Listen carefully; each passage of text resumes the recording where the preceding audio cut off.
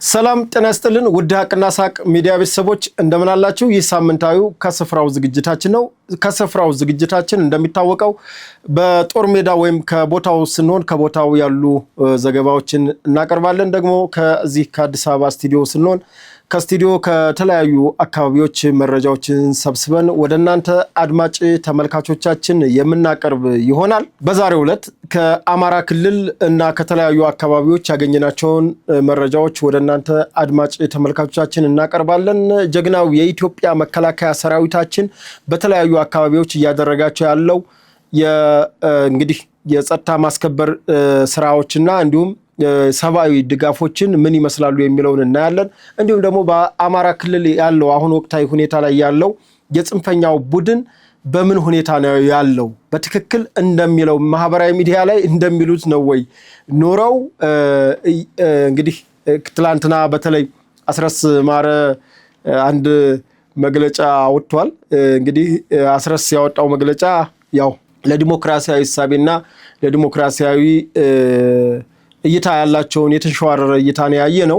እንግዲህ ህዝብ በ5 ዓመት አንድ ጊዜ መርጦ የራሱን የሚለውን የኔ የሚለውን መንግስት የሚመርጥበት ዘመናዊና ህጋዊ በዓለም አቀፍም መንግስታት ተቀባይነት ያለው አካሄድ ነው ምርጫን ተቃውሞ ምርጫን አደናቅፈው እንዴት አይነት ስርዓት ለመመስረት እንደሚፈልጉ ትላንትና የነ አስረስ ማረ መግለጫ ያየነው ነው። እንግዲህ እሱንም በተወሰነ መልኩ እናያለን። ሌላው በጎጃም በጎንደር እንዲሁም በወሎ በተለይ በአይና ቡግና አካባቢ የጽንፈኛው ቡድን ሎጂስቲኮች በጀግናው ጥምር ጦራችንና በጀግና ኢትዮጵያ መከላከያ ሰራዊታችን እየተለቀመ ነው የሚገኘው፣ እየተያዘባቸው ነው የሚገኘው። አብዛኛውን የሎጂስቲካቸው በተለይ የጽንፈኛው ቡድን ሎጂስቲኮች በአሁኑ ሰዓት በአማራ ክልል እየጸዱ ነው የሚገኙት። የት ቦታ ላይ ሎጂስቲክ ነበራቸው የተያዘባቸው የሚለውም በዝርዝር መረጃዎች ይኖሩናል። ወደ ፕሮግራሞቹ ወስዳችኋለሁ። ይህንን ሚዲያ ላይክ፣ ሼር፣ ሰብስክራይብ እንዲሁም የደወል ምልክቷን በተለይ ለቤቱ አዲስ ከሆናችሁ የደወል ምልክቱን በመጫን ሁሌም የሀቅና ሳቅ ዝግጅቶች ሲጫኑ ወደ እናንተ እንዲደርስ ያግዛችኋልና የደወል ምልክቷን ተጫኑ ነው የምንለው። በሐሳብ መስጫ ኮሜንት መስጫ ቦክሱ ላይ ደግሞ በዚህ ዝግጅት ላይ አጠቃላይ በሀቅና ሳቅ ሚዲያ አቀራረብ ላይ ያላችሁን ሐሳብና አስተያየት በኮሜንት መስጫ ቦክሱ ላይ ስጡን ነው፣ አበረታቱን ነው የምንለው። ሚዲያችንን ሰፖርት አድርጉ፣ ደግፉ። ለተሻለ ምርጫ ለተሻለ መረጃዎች ሀቅና ሳቅን ተመራጭ አድርጋችሁ ስለምትመለከቱ እጅግ አድርገን እናመሰግናለን። ወደ መረጃዎቹ ልውሰዳችሁ።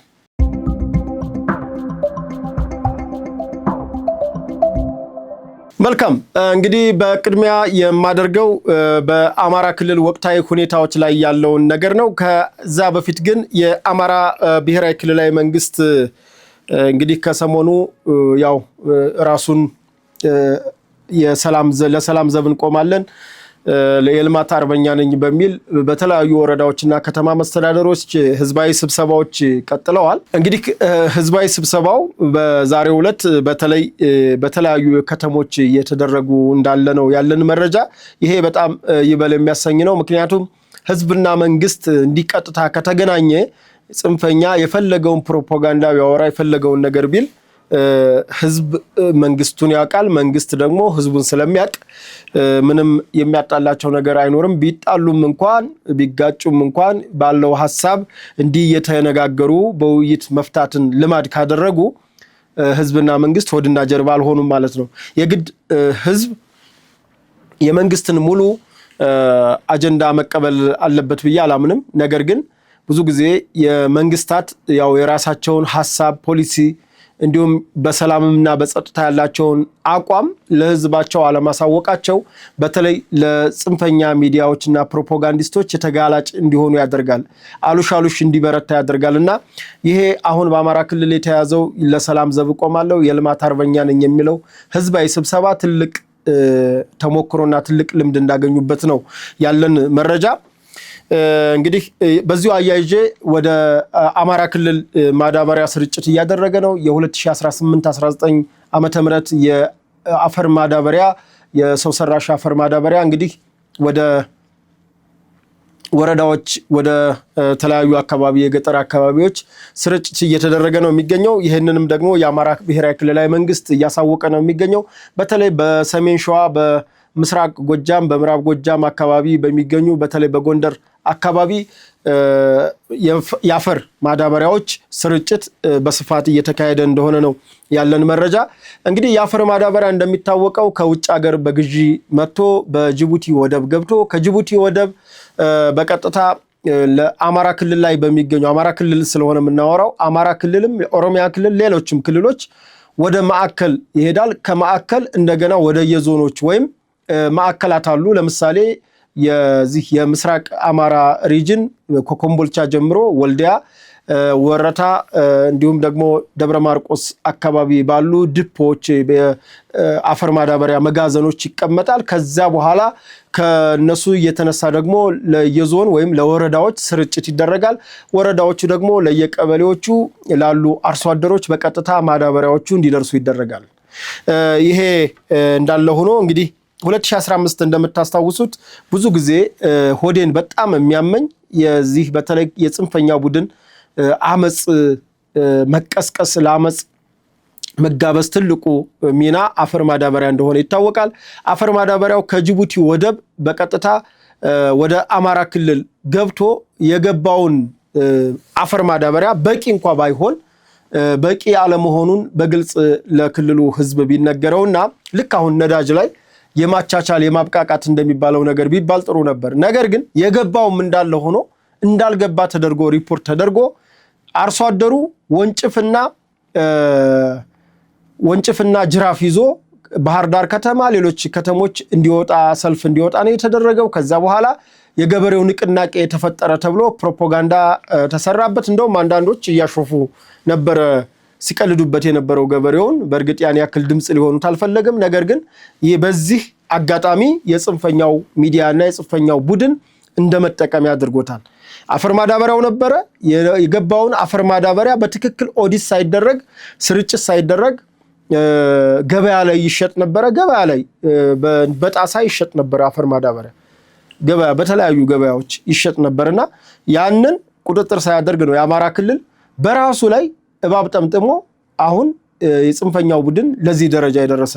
እርግጥ ያን አካሄድ ለአርሶ አደሩ ጠቀመው ወይም ለገበሬው እንቆረቆራለን ያሉት ሰዎች እውነት ለገበሬው ተቆርቆረው ነበር ያን ሲያደርጉት የነበረው ካልነ በኋላ ደግሞ መንግስት ያን እርምት ለመውሰድ በ2016 አፈር ማዳበሪያ ሲያቀርብ የቀረበውን አፈር ማዳበሪያ ቀበሌ ድረስ የቀረበውን አፈር ማዳበሪያ በግላቸው እያወጡ ሲሸጡ ነው ያየነው። መንግስት ከወደብ ከተለያዩ ቦታዎች አድርሶ አካባቢው ላይ ደርሶ ከዛ በኋላ በዚህ ጽንፈኛ ቡድን በተለይ ለአማራ ህዝብ እንቆረቆራለን በሚለው ቡድን በዚህ ልክ እንትን ሲልበት በጣም ያሳዝናል።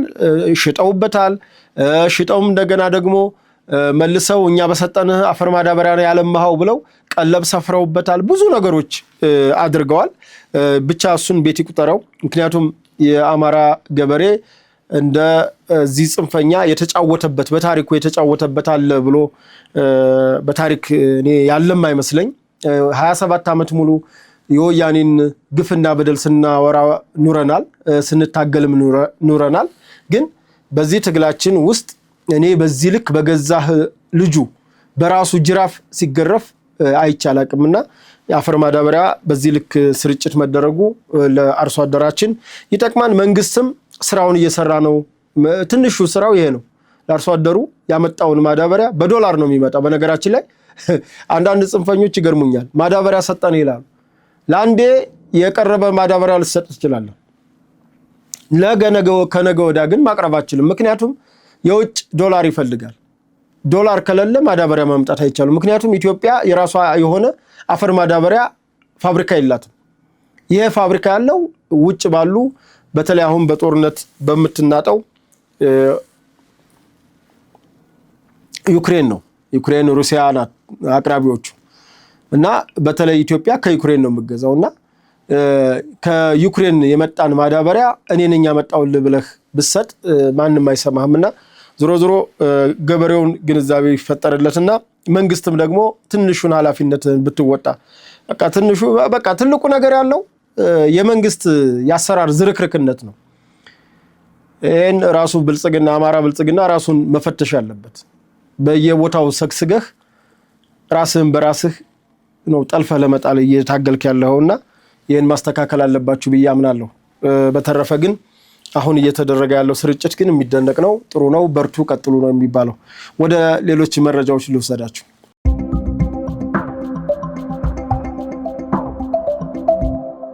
መልካም በቀጣይነት የምወስዳችሁ ወደ ወልዲያ ከተማ ይሆናል። ወልዲያ ከተማ ደግሞ የሚያደርሰን እንግዲህ በዚህ በከጁንታ ጦርነት ጊዜ ጀምሮ እስካሁን ባለው የህግ ማስከበር ዘመቻ በተለይ የሼህ መሐመድ ሁሴን አሊ አላሙዲ ስታዲየም ለወልዲያ ህዝብ በቀጥታ የተበረከተለት ዓለም አቀፍ ስታዲየም ነው። በነገራችን ላይ ባለኝ መረጃ በምስራቅ አፍሪካ በዚህ ልክ ዘምኖ የተሰራ ስታዲየም የለም፣ አዲስ አበባን ጨምሮ ማለት ነው። እንግዲህ ይሄ ዓለም አቀፍ ስታዲየም በሰሜኑ ጦርነት በቀጥታ ተጎጂ ነው። እንዲሁም ደግሞ በአማራ ክልል ህግ ማስከበር ዘመቻም ቢሆን መጀመሪያ ተበላሽቶም ስለነበረ ስታዲየሙ በዛው ልክ እንግዲህ ሳይጠገን እስካሁን ድረስ ቆይቷል። አሁን ግን በዛሬው ዕለት ከወደ ወልዲያ ከተማ ደስ የሚል አስደሳች መረጃ መጥቷል። ይሄ ምንድነው? የአማራ ብሔራዊ ክልላዊ መንግስት ባህል ቱሪዝም እና እንዲሁም የወልዲያ ከተማ አስተዳደር ከንቲባ ስታዲየሙን ከሶስተኛ ወገን ነፃ አድርጎ ስታዲየሙን ለሙሉ ጥገናና እደሳ አዘጋጅቶ ስታዲየሙ ወደ ቀደመ አገልግሎቱ እንዲገባ ለማድረግ በከፍተኛ ሁኔታ እንግዲህ ፊርማ ተፈራርመዋል። ከዛሬ ጀምሮ ወደ ስራ እንደሚገባ ነው ያለን መረጃ። እንግዲህ ይሄ ዓለም አቀፍ ስታዲየም በተለይ ከለውጡ በፊት የወልዲያ ህዝብ እንደሚያውቀው ለውጡን በማጋጋል የሚታወቅ ስታዲየም ነው። በተለይ ይሄን የመቀሌ ሰባ እንደርታና የወልዲያ ከነማ ስፖርት ክለብ የፕሪሚየር ሊግ ጨዋታዎች ይሄ ስታዲየም ህዳር 24 ጀምሮ ትልቅ ትዝታና ትልቅ የለውጥ ስታዲየም ነው። በነገራችን ላይ ስታዲየሙ ትልቅ የለውጥ ማርሽ ቀያሪ መባል የሚችል ስታዲየም ነው። ታዲያ እንደ ስሙና እንደ ክብሩ ሳይሆን ሁኔታዎች፣ ጦርነቶች አደብዝዘውት አሁንም ያለው በአማራ ክልል ያለው ግጭት አደብዝዞት ስታዲየሙ በትልቅ እንትን ውስጥ ነበር ያለው፣ ብልሽት ውስጥ ነበር ያለው። እንግዲህ ከዚህ ብልሽት ወጥቶ ታድሶ ደግሞ የወልዲያ ህዝብ እንደሚታወቀው ጨዋታ ወዳድ ነው። በተለይ በኳስ በአትሌቲክስ ታዋቂ ማህበረሰብ ያለበት አካባቢ ነው። እንግዲህ ራሷን ችላ ወደ ፕሪሚየር ሊግን በመምጣት በራሱ ትልቅ የሞራል መነሳሳት የነበረው ከተማ ነው። ከተማችንንም ፕሪሚየር ሊጉ አድምቋት የነበረ ነው ወልዲያን። እንግዲህ ስታዲየሙ ለመታደስ በዚህ ልክ መብቃቱ በጣም እጅግ ይበል የሚያሰኝ ነው። ከዚህ በኋላ የሚያስፈልገው ስራዎችን ቆጥሮ ተከታትሎ ስታዲየሙ አልቆ የቀደመ ስራውን ተግባራዊ እንዲሆንና ጥሩ ማናጅመንት ተመድቦለት ስራው በጥሩ ሁኔታ እንዲካሄድ ማድረግ ተገቢ ነው። ስለዚህ አቶ ዱባለ አብራሪም ሆኑ የአማራ ብሔራዊ ክልላዊ መንግስት ባህል ቱሪዝም አቶ መልካሙ ጸጋይ በጣም እጅግ እናመሰግናለን።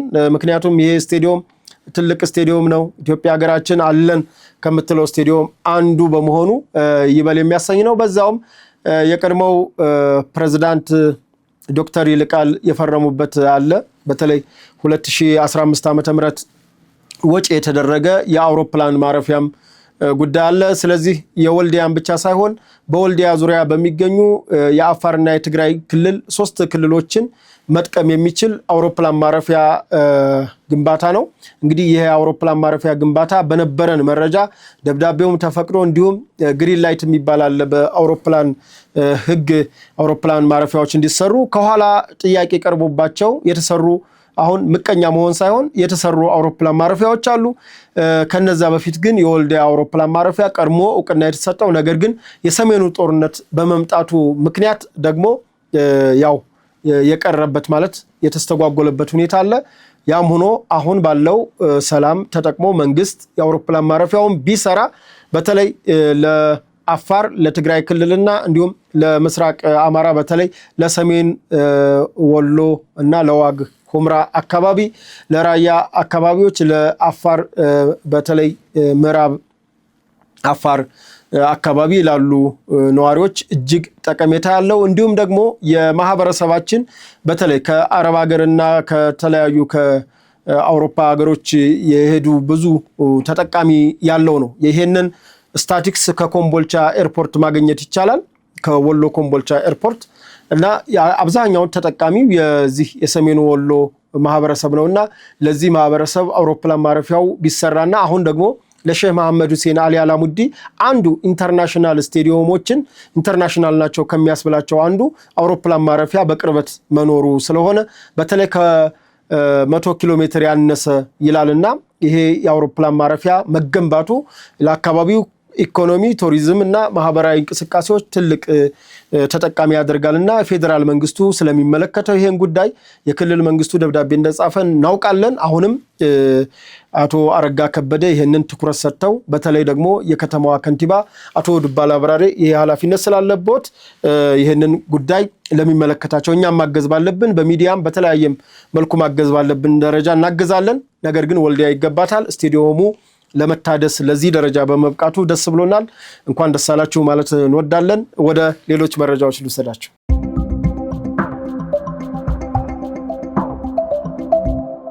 በቀጣይነት የምወስዳችሁ ጀግና ኢትዮጵያ መከላከያ ሰራዊታችን እንግዲህ ከተሰጠው ተልዕኮ በተለይ ሕግን ከማስከበር ተልዕኮ ባሻገር ለአካባቢው ማህበረሰብ የተለያዩ ሰብአዊ ድጋፎችን አደረገ። በተለያዩ አካባቢዎች ነው።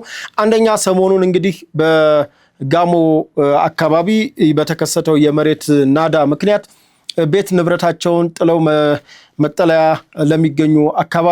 አካባቢ ለሚገኙ የማህበረሰብ ክፍሎች እንግዲህ የደቡብ እዝ የማሰልጠኛዎች ማዕከል ኃላፊ የሆኑት ኮሎኔል ቦጋለ ተገኝ እና የሰራዊቱ በጠቅላላ የደቡብ እዝ ማሰልጠኛ አካባቢው ለሚገኙ ማህበረሰብ ሰብአዊ ድጋፎችን አድርጓል። እንግዲህ ሰራዊታችን ከሚበላው ኮቾሮ ከሚበላው እስቃጥላ ቀንሶ ያው ለማህበረሰባችን አለው ብሏል። ይሄ ይበል የሚያሰኝ ነው። ይሄን ደግሞ የሰራዊቱን ህዝባዊነትና ከህዝብ የወጣ የህዝብ ልጅ መሆኑን ማረጋገጫና ማሳያ ነው። በትልቁ ህይወቱን እየሰጠ አገርን ከባዕድና ከባዕዳን ተላላኪ ጥላቶች እየጠበቀ ያለ ሰራዊት መሆኑ ይታወቃል። ነገር ግን እንዲህ አይነት ደግሞ የተፈጥሮም ይሁን ሰው ሰራሽ ችግሮች ሲፈጠሩ ሲከሰቱ ቀድሞ ከማንም በፊት የሚደርሰው ጀግና ኢትዮጵያ መከላከያ ሰራዊታችን ነው። ይሄን ደግሞ በጋሞ አካባቢ አሳይቷል። ለዚህ የደቡብ እዝን እጅግ አድርገን እናመሰግናለን። እንግዲህ የኢኮኖሚ ችግር ያለባቸው ሰዎች አሉ። የኢኮኖሚም የጤናም የተለያየ ችግር ያለባቸው ብቻ በከተማ የሚኖሩ አቅመ ደካሞች ሰዎች አሉ። እነዚህን አቅመ ደካሞች ሰዎች ደግሞ ሰራዊታችን እያገዘ ይገኛል። ይሄ ደግሞ የሆነው በአማራ ብሔራዊ ክልላዊ መንግስት በሰሜን ሸዋ ዞን በቀወት ወረዳ በተለይ በሸዋሮቢት ከተማ ነው። በሸዋሮቢት ከተማ ለሚኖሩ አቅመ ደካሞች የልዩ ዘመቻ እዝ የተለያዩ ክፍሎች ድጋፍ አድርገዋል። የልዩ ዘመቻዎች እዝ በአካባቢው የሚንቀሳቀሰው ኃላፊ የሆኑት ብርጋዴር ጄኔራል እሸቱ መንግስቴ እንዳሳወቁት ሰራዊታችን እንግዲህ ካለው ከደመወዙ ከሚሰጠው ላይ ነው ይህንን ቆጥቦ ለማህበረሰቡ ድጋፍ ያበረከተውና ይሄ ይበል የሚያሰኝ ነው። በነገራችን ላይ ሰራዊታችን ህዝባዊነት ህዝበኝነት አያንሰውም። ምክንያቱም ራሱን ህይወቱን አካሉን ሰጥቶ ነው እየኖረና በተግባር እየኖረ ያለውና ይሄ ከሰራዊቱ ከሚሰጠው አገልግሎት አንፃር ሲታይ እንደው ለለደራሽ ለሚለው ነው እንጂ ከባዕዳንና ከባዕዳን ተላላኪ ባንዳዎችና እንዲህ ጸረ ሰላም ቡድኖች እየታገለ እየተዋጋ ያለ ሰራዊት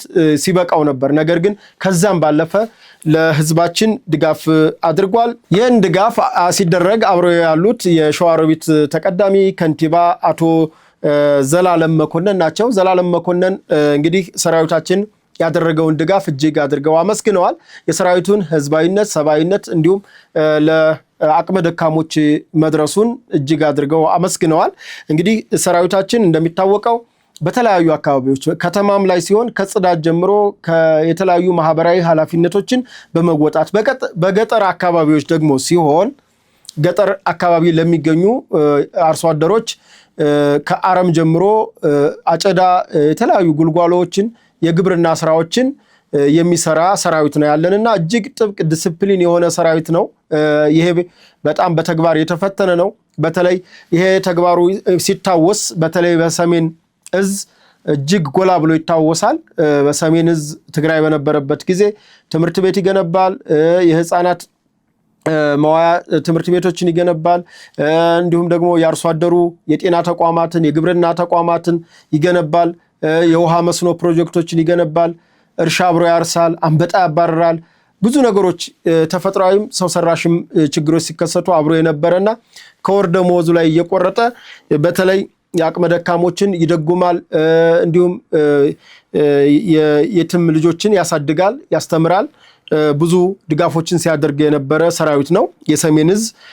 እንዲሁ ሰራዊታችን በበጎ በኩል ሲገለጽ ታሪኩ ከባድ ነው። እንደው በሰላም ማስከበር ዘመቻ በሶማሌ በተለያየ በሱዳን አካባቢ በሚንቀሳቀስባቸው አሁን ባለበት በሚንቀሳቀስበት አካባቢ ሰብአዊነት ያልተለየው ከሚሰጠው ሬሽን ላይ ለሚኖርባቸው ማህበረሰቦች ኢትዮጵያዊ ብቻ አይደሉም። በሄ ተልኮ በተሰጠው አካባቢ ውስጥ ሄዶ ሰራዊታችን ካለችው ላይ ቆርሶ ለህዝብ ኑሮ ማሻሻያ ድጎማ የሚያደርግ ሰራዊት ነው። ይሄ ደግሞ እውነት ለመናገር የኢትዮጵያ ሰራዊት በዓለም ካሉ የሰራዊት የደሞዝ ክፍያ እጅግ ዝቅተኛ ክፍያ ያለው ሲሆን ነገር ግን ከሚበላው ላይ ቆርሶ ከለት ምግቡ ላይ ቆርሶ ነው ይሄን ድጋፍ እያደረገ ያለውና ሰራዊታችን ያለውን ሰብአዊነት እጅግ የሚደንቅና ይበል የሚያሰኘው ነው።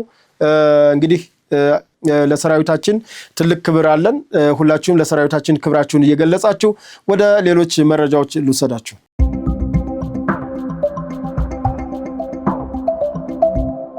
መልካም። በቀጣይነት የምወስዳችሁ እንግዲህ ወደ አማራ ክልል ያለ የጽንፈኛ ቡድን ይሆናል። ወቅታዊ አቋም ምንድነው ያለው የሚለውን እንግዲህ አማራ ክልል ያለው የጽንፈኛ ቡድን እውነት ለመናገር በ3 ዓመት ውስጥ ተለዋዋጭ ባህሪ ያለው እንዲህ ነው ተብሎ ለመናገር የማይቻል ማለትም ራሳቸውም ሁሉ የሚያውቁት አይመስለኝም።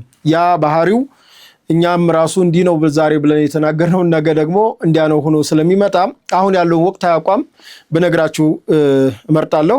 ምንድነው? በአማራ ክልል እንግዲህ የጽንፈኛው ቡድን እንደሚንቀሳቀስ ይታወቃል።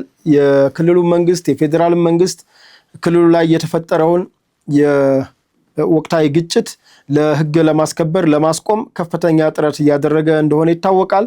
ህዝቡም አሁን በርካታ የዚህን የጽንፈኛ ቡድን አቋም አውቆ ማህበረሰቡ እየታገለ ይገኛል። ከዚህ በፊት ማህበረሰቡ በተሰራበትን ፕሮፓጋንዳ በተለያየም ነገር ግራ የመጋባት ነገር ነበረው። አሁን ግን የልጆችን ባህሪ ጠንቅቆ ስለሚያቅ መጀመሪያም ስለማይቀበላቸው አሁን ጥሩ መነሳሳት አለ በህዝቡ ዘንድ። እንደ በፊቱ ስንቅ ማቀበል፣ ስንቅን ትጥቅን መደበቅ፣ ሌሎች በርካታ ከማህበረሰቡ የተወሰኑ ድጋፎች ነበሩና እነዛን ድጋፎች አሁን ላይ እያደረገ አይደለም ህዝቡ። ይህም የሆነበት ሁኔታ አንደኛ መንግስት ከፍተኛ ማህበረሰቡ እንዲያውቅ እንዲነቃ ከፍተኛ ትግል እያደረገ ይገኛል። መጀመሪያ የጠቀስኩላችሁ በተለይ ይሄ የሰላም ዘብነኝ የልማት አርበኛ ነኝ የሚለው አይነት ስብሰባዎች ከዚህ በፊት ሰላም ለሁሉም ሁሉም ለሰላም በተለያዩ መሪ ቃሎች ተደጋጋሚ ህዝቡን ለማግኘት ሲቪሉም አመራር ወታደሩም የተለያዩ አካሎች ስብሰባ በየአካባቢው ያደረጉ ህዝቡን የማንቃት ስራ ተሰርቷል። የዛም ውጤት አንዱ ነው። ሌላው ግን ማህበረሰቡ በራሱ ይሄ ላንተ ወጣውልህ ላንተ ፍትህ ላንተ ዲሞክራሲያዊ መብት ወጣውልህ የሚለው አካል እየጨቆነው ስለሆነ ይሄንን ነገር ለሱ እንዳልወጣና የዕለት የፕሮፓጋንዳና የዕለት የመኖሪያ ማለት ይሄንን ተናግረው በቃላቸው ይሄንን ይናገራሉ። ተግባራቸው ግን ማዳበሪያውን ይዘርፋሉ። እሱ የሚንቀሳቀስበትን የጤና ተቋማት አምቡላንስ ያወድማሉ። ሌሎች የትምህርት ተቋማትን ያወድማሉ። በርካታ የሲቪል ተቋሞችን ሲያወድምና ለነገ ራዕይ እንደሌለው ለነገ እድገት ለጋራ ተጠቃሚነት ራዕይ እንደሌለው ሲያውቅ እየተቃወማቸው መምጣቱ ይታወቃል። በዚህ እንግዲህ በምስራቅ ጎጃም በባሶ ሊበን ወረዳ አካባቢ ሲንቀሳቀስ የነበረው የጽንፈኛው ቡድን ከአካባቢው እንግዲህ በማህበረሰቡም በተለያየም ጥቆማ ጥምር ጦራችን ጀግና ኢትዮጵያ መከላከያ ሰራዊታችን በየወሰደ ባለው የእርምጃ ኦፕሬሽን የጽንፈኛው ቡድን ሎጂስቲኮች እየተያዙ መሆኑን ለማወቅ ተችሏል። በዚህም ከቀለብ ጀምሮ ተተኳሾች ክላሾችን ጭምር ከማህበረሰቡ ያጋለጠ ለጥምር ጦራችን እየሰጠ እንደሆነ ለማወቅ ተችሏል። በሌላ ዜና ደግሞ በሰሜን ወሎ ቡግና ወረዳ በተደረገ ፍተሻ በተለይ ዞብሎ ቆብ እንዲሁም ደግሞ ብርኮ አይና አካባቢ የጽንፈኛው ቡድን ሎጂስቲክ በተለይ ቀለብ ተተኳሾች ባጃጅ ክላሽ የእጅ ቦምቦች እንዲሁም ሸንሸል የጦር መሳሪያ የብሬን ተተኳሽ የድሽቃ ተተኳሽ የክላሽ ተተኳሾች ጥይቶች ተይዘዋል ማለት ነው። ተተኳሽ ማለት ጥይት ነው። ለሲቪል ለምትከታተሉን ሰዎች ተተኳሽ ማለት ጥይት ማለት ነው። የምትበረው ሰው የሚገለው ማለት ነው። እሱ ነው። እንግዲህ እነዚህ ቁሳቁሶች ተይዘዋል። የተያዙትም በተደረገ ኦፕሬሽን እንደሆነ ታውቋል። በአካባቢው የሚንቀሳቀሰው ጀግና ኢትዮጵያ መከላከያ ሰራዊታችን የ61ኛ ክፍለ ጦር ከፍተኛ የሆነ ፍተሻ በማድረግ ከአካባቢው ጥምር ጦር ጋር በጋራ በመሆን ይህንን ተግባር እየፈጸመ እንደሆነ ይታወቃል። ለማወቅ ችለናል። እንግዲህ ጽንፈኛው መደበቂያ ነው። አሁን እያጣ ያለው መደበቂያ ነው። መሬት ላይ ያለው ሀቅ ይሄ ነው። በቃ መሬት ላይ አሁን ጽንፈኛው በምን ሁኔታ ነው ያለው? ወቅታዊ ቁመናው ምንድነው ከተባለ ህዝብ አንቅሮ ተፍቶት መደበቂያ እንደ በፊቱ አጥቶ እየባጀጀ ያለበት ሁኔታ ነው ያለው። አሁን ያለው ሁኔታ የጽንፈኛው ምሽግ የጽንፈኛው የሚደበቅበት ይሄ በሐሰት ፕሮፓጋንዳ በተለያየ ነገር ፈጥሮ ህዝቡን ግራ ጋብቶ በየቤቱ ሲደብቀው የነበረ ሰው አሁን ግን ዞር በሉ እኛ እናንተን መደበቅ አንችልም ብሎ ህዝቡ አንቅሮ እንደተፋው ነው ያለው። በጎጃም ያለው በሰሜን ወሎ አይናም አካባቢ ያለው ሌሎች አካባቢዎች ያሉ እንቅስቃሴዎች አሉ። እነሱን ደግሞ በቀጣይ መረጃችን ወይ በሮቡ የተወሰነ ነገሮች ሲጠሩ ይዘን እንመጣለን። ወደ ሌሎች መረጃዎች ልወሰዳችሁ።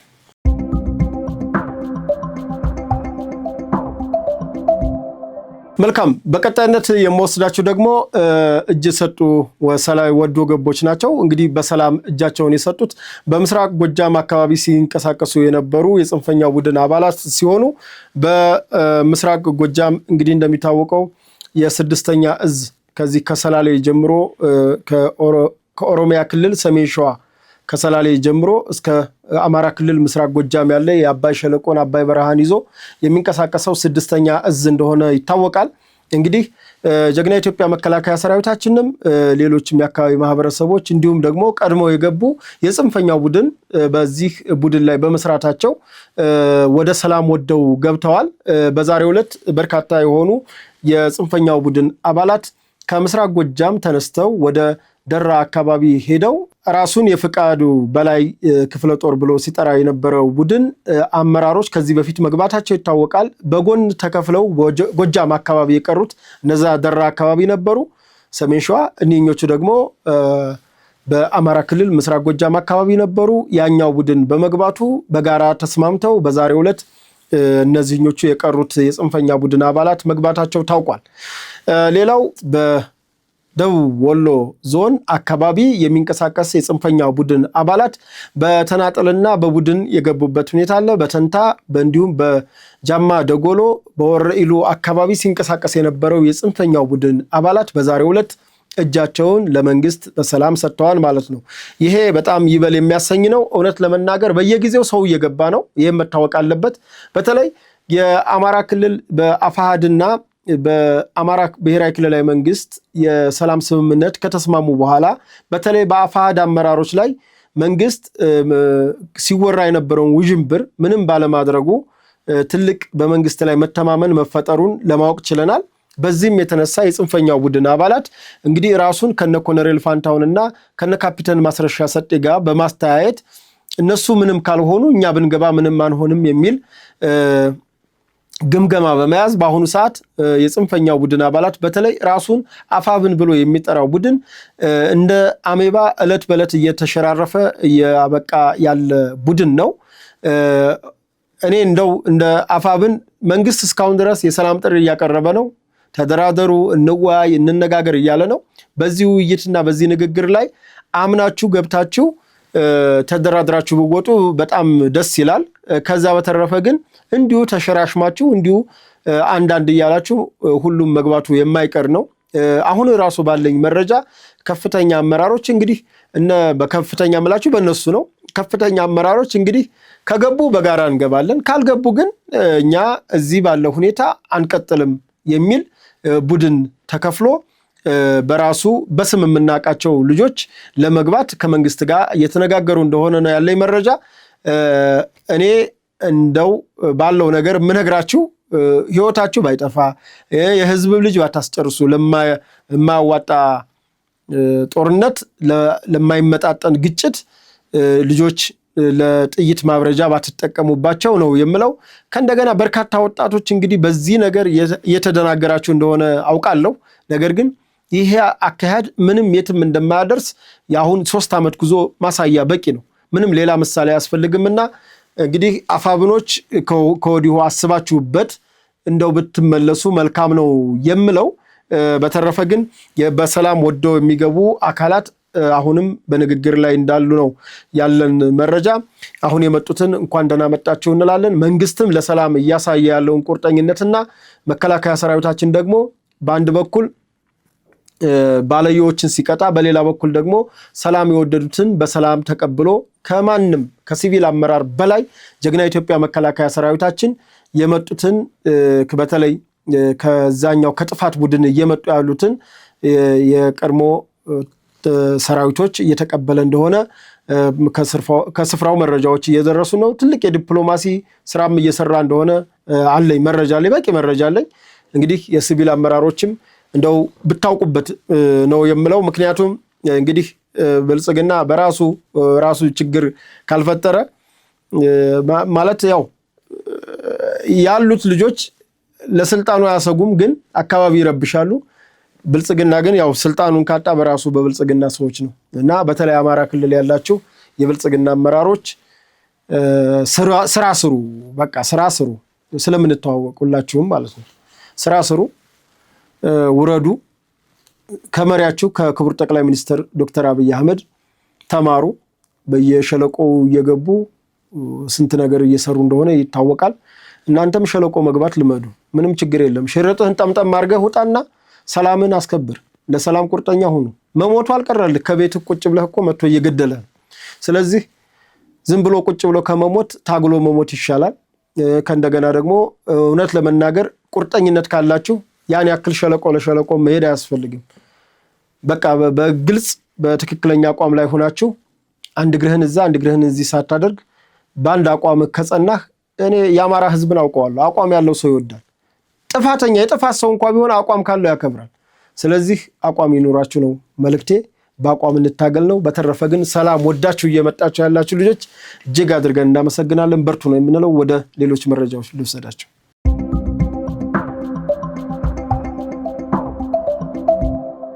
መልካም። በቀጣይነት የምወስዳችሁ ደግሞ እንግዲህ በትላንትናው ዕለት አፋብን መግለጫ አውጥቷል በአስረስ ማረ አማካኝነት።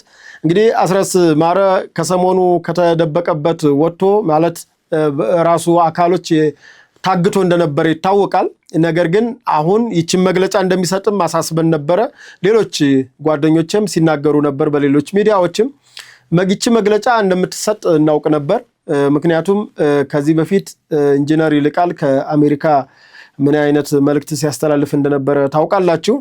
በተለይ የሰላማዊ ታጋዮችን የሚያሸማቀቅ እና የሰላም የስልጣን ሽግግርን እውቅና የማይሰጥ ቡድን እንደሆነ ከዚህ ነው። ዲሞክራሲን አልተለማመዱም። እኒህ ሰዎች ዲሞክራሲን ቢያውቁ መጀመሪያም ትጥቅ አያነሱም ነበር። አሁንም ትጥቅ አንስተው የሚነግሩን ስለ ኢ ዲሞክራሲ ስልጣን አመጣጥ ነው። እነሱ ራሳቸው ስልጣን ላይ እስካልወጡ ድረስ በኢትዮጵያ ላይ ሰላማዊ የስልጣን ሽግግር እንዲደረግ አለመፈለግ ነው።